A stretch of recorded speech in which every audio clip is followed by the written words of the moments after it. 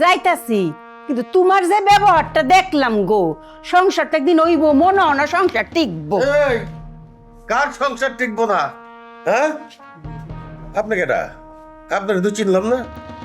আব্বা এই মহিলা হইতেছে আমাদের বাসায় আসছে, সে একজন বুয়া কাজের জন্য আমাদের বাসায় আসছে, অথচ এসে আমাকে তুমি তুমি করে বলতেছে। শুধু তাই না, সে কি করছে, ঠ্যাঙের উপর ঠ্যাঙের দিয়ে আমার এই দামি সোফাটার উপর পা তুলে বসেছিল। এই ধরনের মহিলাকে বাসায় কাজে রাখা যাবে না। তুমি আমার কি রাখবা গো? আমি তো তোমার বাসায় নিজেই কাম করতাম না। যারা মানুষে মানুষ বলে মনে হরে না, ফুলমতি তো তারা বাসাত কাম হরে না। তোমরা তো মানুষের কাতারই পড়ো না।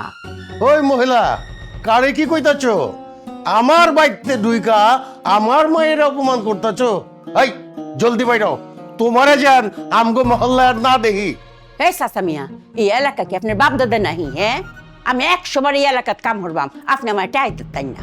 শুনুন, এই এলাকাতে আমার ইরুম ভাই বেড়াদার আছে, আমি গিয়া যদি কালিয়ারে এই ঘটনা গিয়া কই, এই এলাকা চলাচল আপনারই অর্ধেক হয়ে পড়বো। আব্বা এই মহিলাকে এখন বাসা থেকে বের করো, আমার কিন্তু মাথা গরম হয়ে যাচ্ছে। তুমি আমার মারবা নাকি? তো মারো, আয়ো মারো, আমিও আত্মরক্ষা করি। শুনো, আমি হইছি গফর গাঁয়ের মাইয়া, আমি উল্টা দিতাম জানি। আমি যদি না মাইরা মাইর হজম কইরা যায়, তে তো এলাকাতে আমার বদনাম হয়ে পড়বো।